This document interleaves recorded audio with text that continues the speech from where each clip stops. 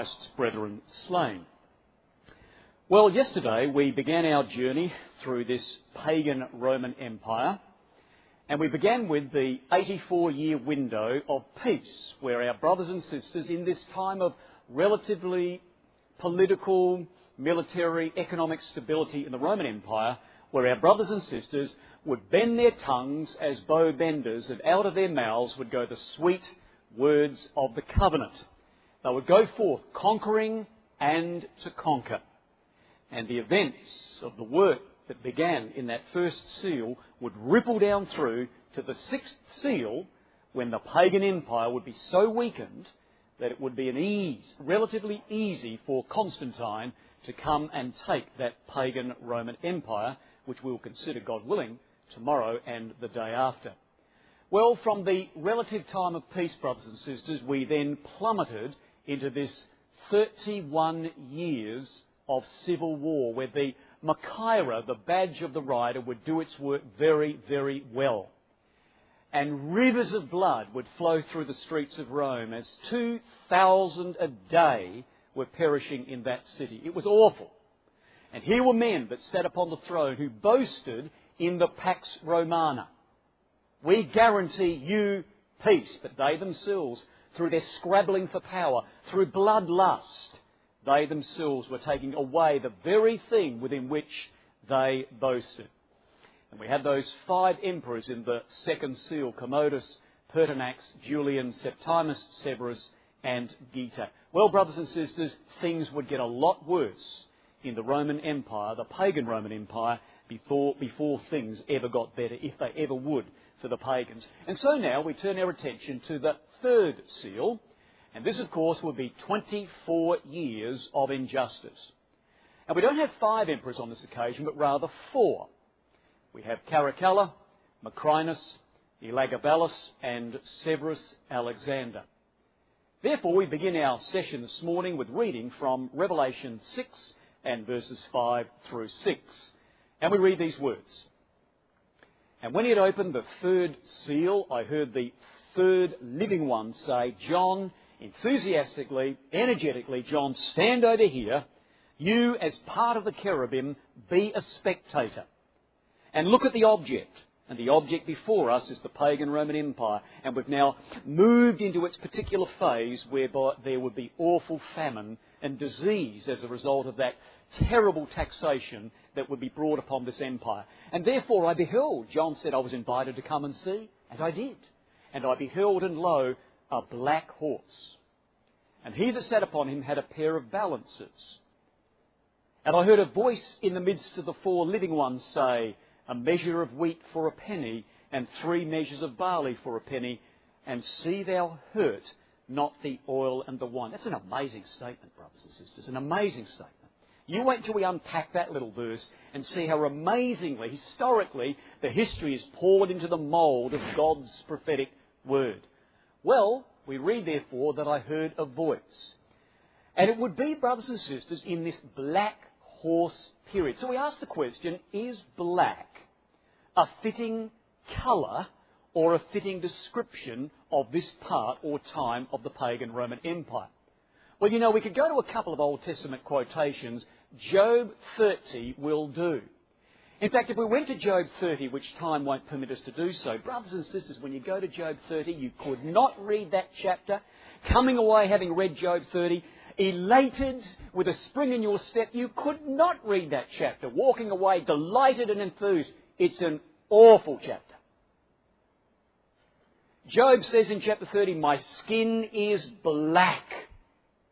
And there are words that surround that expression: mourning, weeping, sorrow. And all the way through Job 30, Job says, before this I had honour, but now I'm in despair. Before, young people came to me with respect and they said, Uncle Job, we know you're a man of wisdom and we'd love to talk with you. Are you all right, Uncle Job? But then he says, now the young people are writing taunting songs about me and they're singing them. He says in that chapter, before I could run with the young people, I could leap like a gazelle. I could go in the morning and open up the blinds and bathe in the morning sun and suck in the morning air. But now I'm at the door of death. I might as well go to God. And when he went to God, brothers and sisters, He saw God as brutal. Oh, well, I might as well give up and die. And therefore he says, my skin is black. Awful chapter. And therefore in Job chapter 30, you read about the context of mourning, of distress, of intense depression of mind. And that, brothers and sisters, is exactly what the atmosphere or the environment or the scene of this third seal is all about. The provinces of Rome were about mourning and distress and intense depression of mind. Why?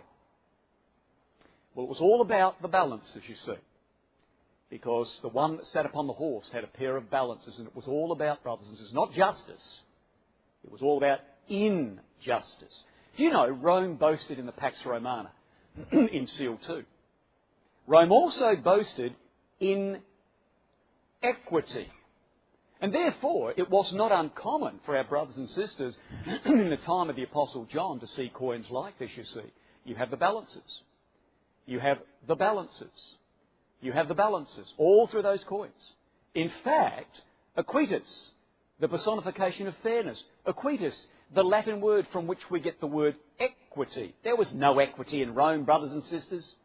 No equity at all.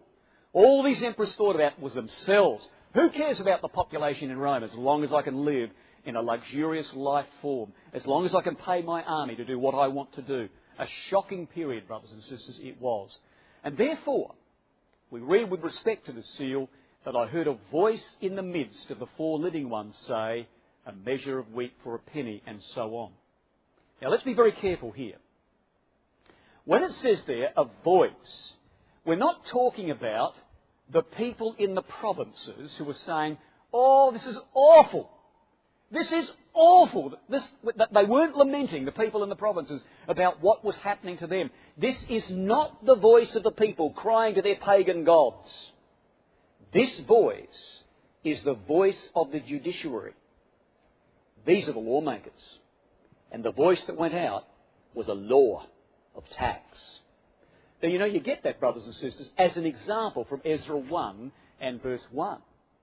And you read these words, now in the first year of Cyrus, king of Persia, that the word of Yahweh by the mouth of Jeremiah might be fulfilled, Yahweh stirred up the spirit of Cyrus, king of Persia, that he made a proclamation throughout all his kingdom.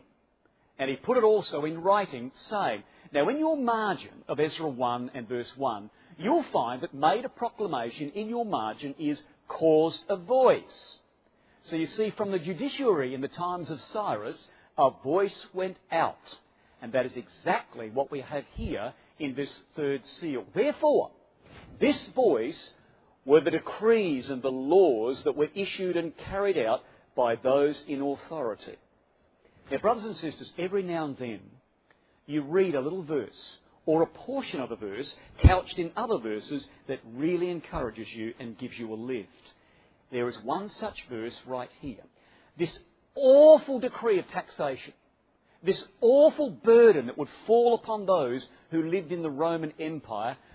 In the midst of that, brothers and sisters, the record says, I heard this voice, this taxation decree, but it went out in the midst of the four living ones. That is so encouraging. Do you know why? Because no matter where taxation went, and taxation went everywhere throughout the Roman Empire, it tells us, brothers and sisters, that wherever taxation went, our brothers and sisters were there. There are our brethren and sisters, those who are living God in their life.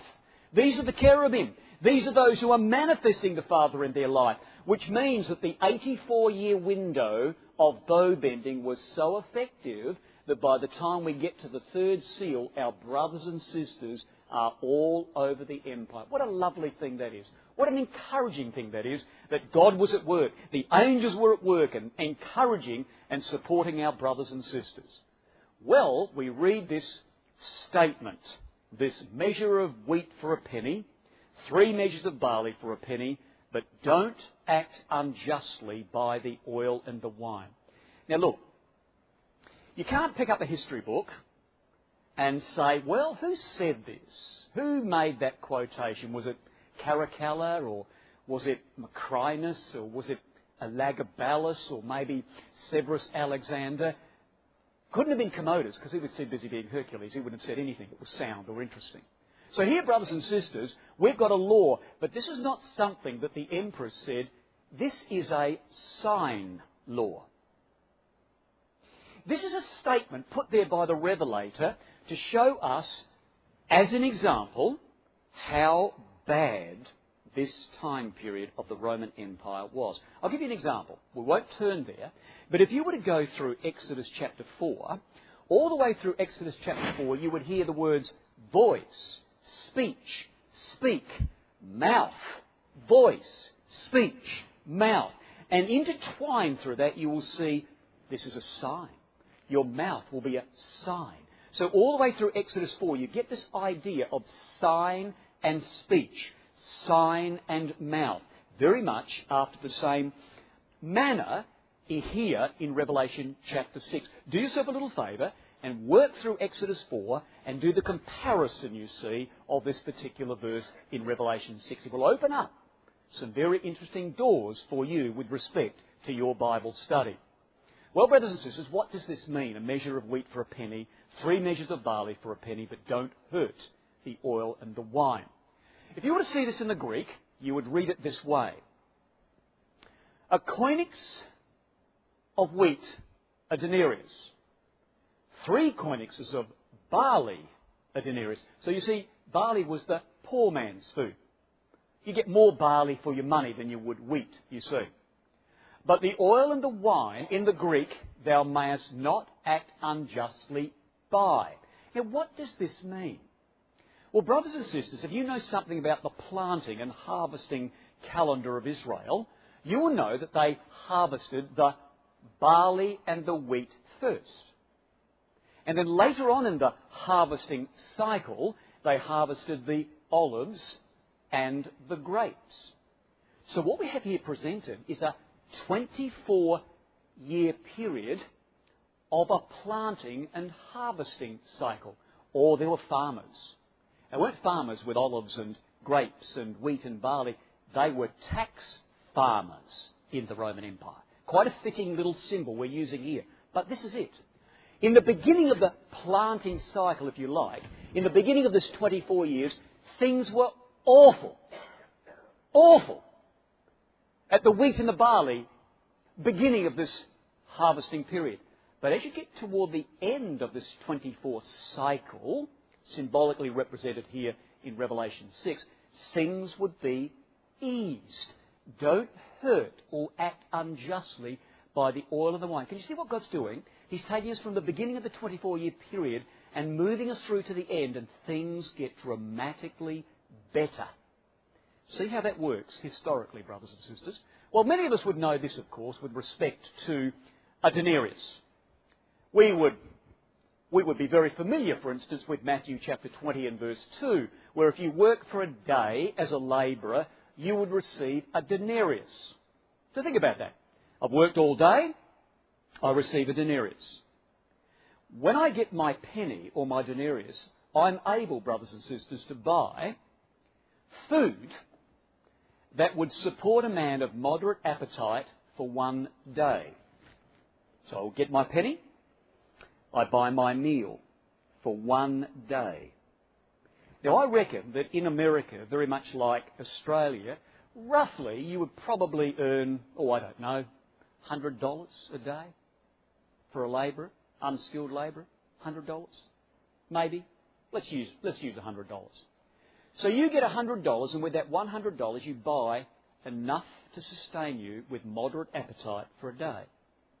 If you had a wife and 2 children, you would have, $100 for your wife. You would have, let's split it, $50 each for your children. $300 a day for just enough to sustain you of moderate appetite. Multiply that by 7 days in a week, and you've got a grocery bill of $2,100 for pretty much one meal a day, $2,100. That is how bad this taxation was. I want to show you now how historically that was reduced dramatically from $2,100. If you wanted to eat more, well, be prepared to pay $3,000 or $4,000 a week for your grocery bill. Well, brothers and sisters, toward the end of the cycle, as we have intimated, it's going to get better. There's going to get relief, you see, from the last crops, as it were, or the last emperor. Let's see how this panned out with respect to history. Now, here we are. We've got these 4 emperors, Caracalla, Macrinus, Elagabalus, and Severus Alexander. And we have these 24 years of famine, and this would be a period of heavy taxation. Well, brothers and sisters, Caracalla. We've had the fruitcake, Commodus, who was the first emperor of the second seal. This fellow was not a fruitcake, he was an absolute animal. If you walked up to him and said, "You're a brute," he would say, "Well, thank you very much, you have a nice day too," and on his way he goes. He did not care, brothers and sisters. He revelled in the fact that he was an animal. He delighted in that fact. And they called him the savage beast of Ausonia. But I tell you this man, as brutish as he was, look at the brutality of the man. Now there's Caracalla. There's his dad. I don't know whether you remember Septimus Severus. He was coming from the provinces. He was one of the generals that was marching on Rome because they'd cut Pertinax's head off, put it on a pole, auctioned the empire, cut Didius's head off, the old fellow that had all the money, and Septimus Severus was coming in to sort out Rome and get rid of the Praetorian Guard. Well, Septimus Severus was Caracalla's dad, as was Geta. Geta and Caracalla were brothers. Caracalla tried to poison his dad several times. Didn't work. His dad got old, went to England. Caracalla did poison his brother. These 2 men ruled conjointly for a time. Caracalla and Geta absolutely hated each other. And they were frightened of each other. And when they met, they always met in public, and they always were surrounded by their respective bodyguards.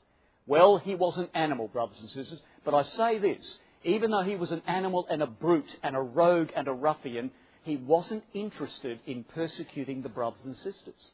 All he was interested in was tax. He was a tax madman. In fact, it was Caracalla, while listening to the people out in the provinces who said, "We don't have to pay the tax of Rome because we're not part of the city." Caracalla said, "I'll fix that." And so he extended the borders of the city of Rome to the empire. So he said it didn't matter where you lived in the Roman Empire, you live in the city of Rome. Now pay your taxes. He didn't care about persecuting the brothers and sisters. Now that's interesting. Because, brothers and sisters, in the context, this is what you read with respect to Caracalla, the tax madman.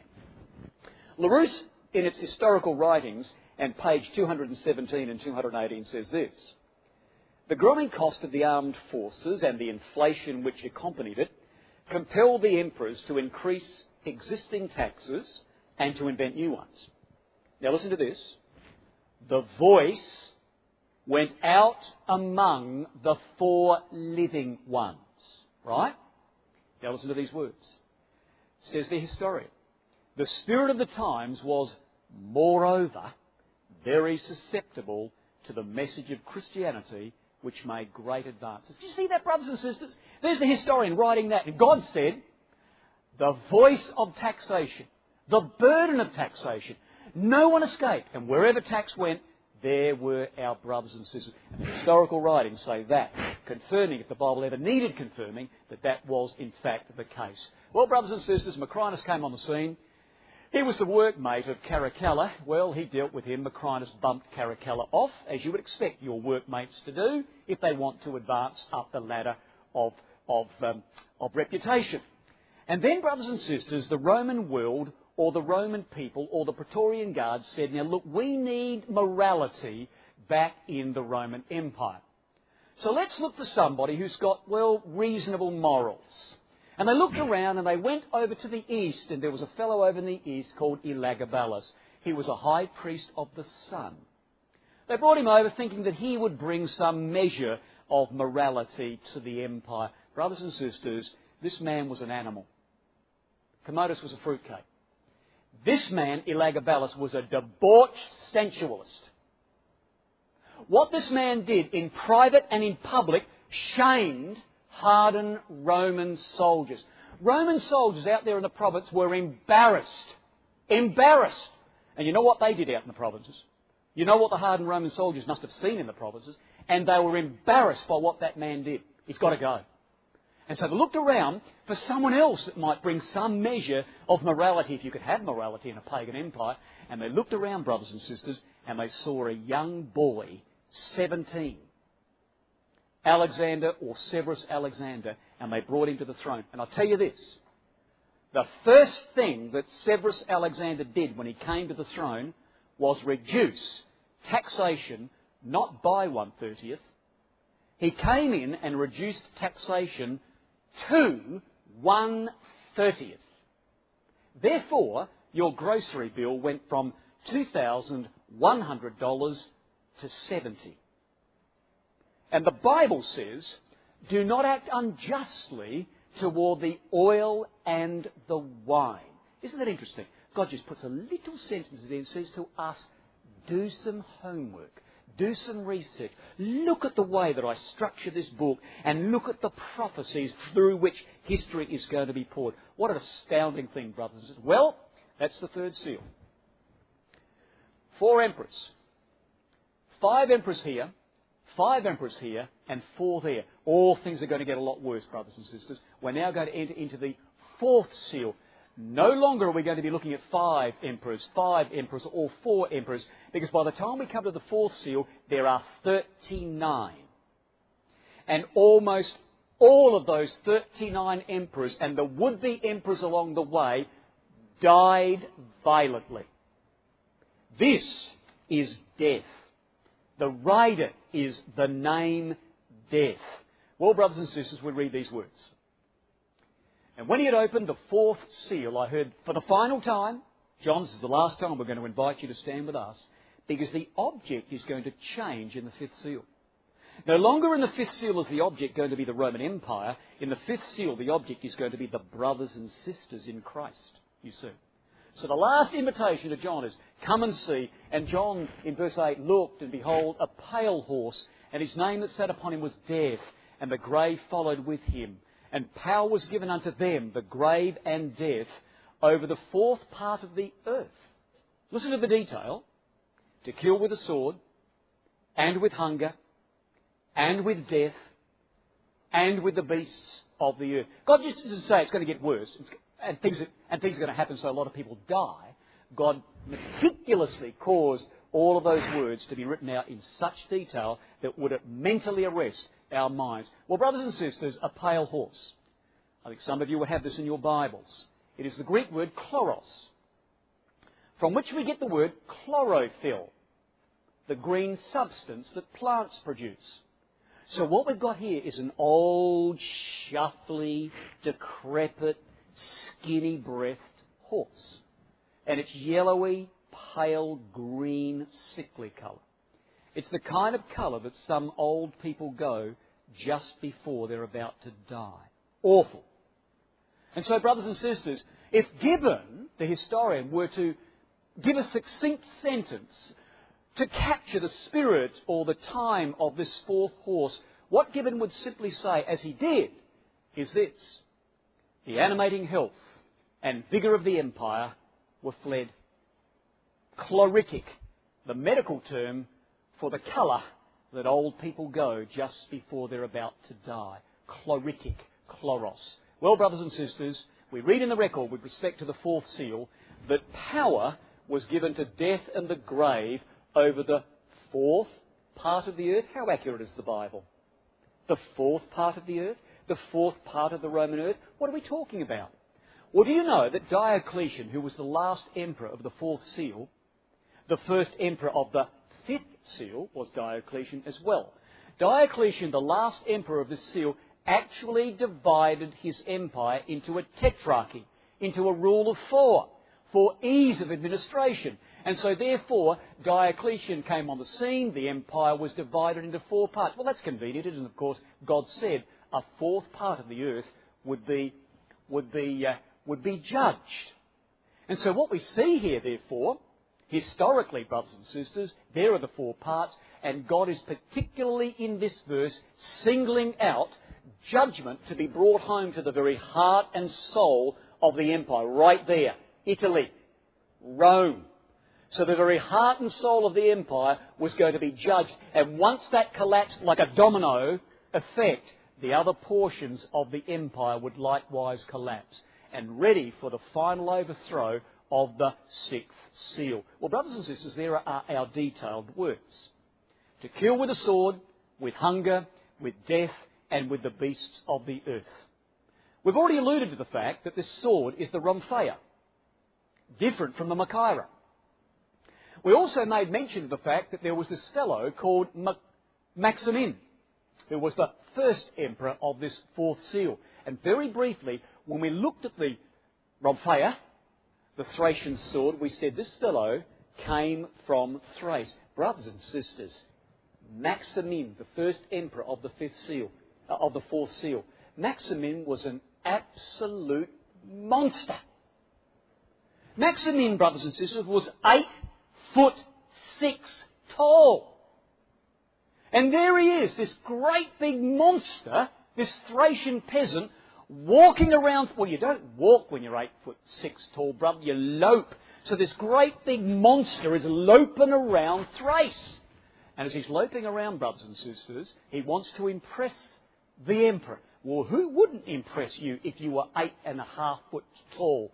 And he was going to impress Septimus Severus, who at that time, when he was a peasant, he was the emperor. And what Septimus Severus was going to do was to put on a birthday party for his son Geta. And the birthday party was going to be in Thrace. He was going to put on some games, you see. And so what Maximin did, he went up to Septimus Severus and he said, "Can I go in one of the games and get a coronal wreath?" And Septimus said, "Sure. What game do you want to go in?" He said, "I want to go into the wrestling match." It's this 8.5 foot bloke. He goes into the wrestling match and he takes on his opponent. Well, one goes over his shoulder, then another one, then 16! He threw 16 to one side, brothers and sisters. This 8.5 foot brute of a bloke, you see. And he turned around to Septimus Severus and said, well, he's gone. Septimus is gone. Septimus hopped on his horse and gone. So there was Maximin running after him, catching up with him, and Septimus Severus said, "That wasn't bad. Can you do it again?" "Sure." Back he goes, 7 more. He was going places, brothers and sisters, and he did. He went up the ranks of the army and he became the emperor. And when he became the emperor, brothers and sisters, if you talked about his peasant stock, if you made fun of him because he was a Thracian peasant, he would do you in like that. He slew thousands upon thousands in one go. He was the Thracian sword. Lay him down. There he is. That's an 8.5 foot Thracian sword. What an amazing thing. And all God says was they would kill by the sword. Well, also they would kill with hunger and death. Now, Gibbon says this with respect to this hunger and death. Edward Gibbon, in this period, famine is almost always followed by epidemic diseases. The effect of scanty and unwholesome food, the Black period, the Black Horse period. Other causes may have, however, contributed to the furious plague which from the year 250 AD to 265 raged without interruption in every province, every city, and almost in every family of the Roman Empire. Brothers and sisters, during the fourth seal period, half the empire perished. Half the empire. Could you imagine that? Could you imagine half of North America perishing? And don't go to Rome to buy your groceries in this period, because not 2,000 perished a day like it did in the Red Seal. 5,000 people a day in the city of Rome were dying. It was awful, brothers and sisters. It was awful. And therefore, this particular period was hallmarked by death. And the beasts of the earth would also inflict their terrible punishment. Time doesn't permit that we go to Titus 1 and verse 12. You might like to make a note of it. But of course, Paul writing to Titus, talking about those on Crete, liars, slow bellies, evil beasts. They were the men of Crete. And these beasts were the barbarians that would sweep down from the Rhine and the Danube, and also the Persians, as they would come in from the east and damage the fair cities of Antioch and of Alexandria. Well, brothers and sisters, there are some of the emperors of the fourth seal. There's Maximin. And there is Diocletian, the last emperor of the fourth seal. Diocletian was the greatest emperor to sit upon the throne of Rome since Octavian Augustus, the emperor at the birth of Jesus Christ.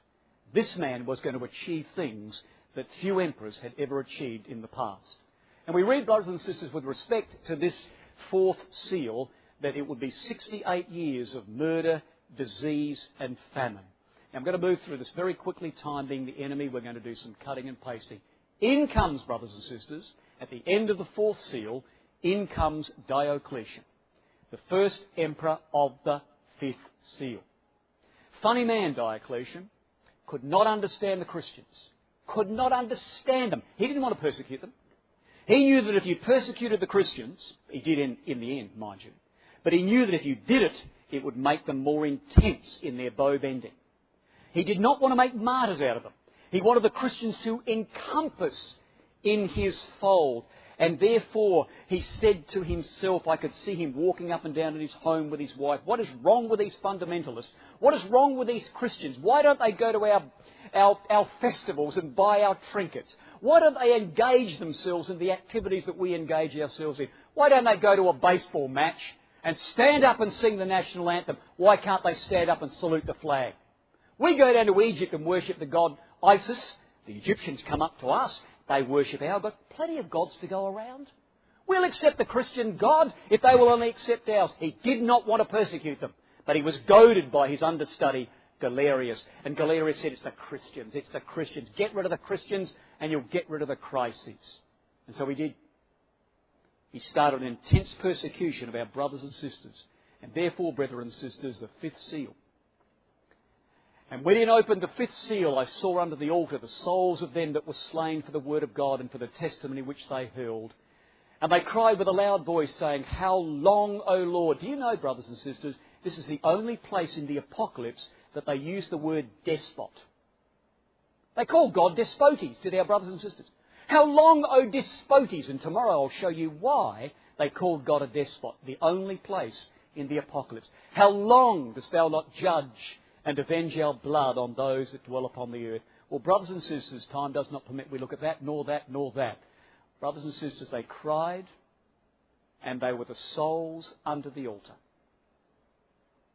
We know in Hebrews 13 and verse 10 that Jesus Christ is our altar. We know in Leviticus 4 and verse 7 that they poured the blood at the base of the altar. We know in Galatians chapter 3 that we put on Christ in baptism. We are one in Him. Brother Thomas beautifully draws all these three verses together and gives us a wonderful sentence with respect to this fifth seal. He says this, Eureka Volume 2, page 238. When the faithful in Christ Jesus, those within the altar, when they die, and they return to their parent earth without violence, they are underneath the altar sleeping in Jesus.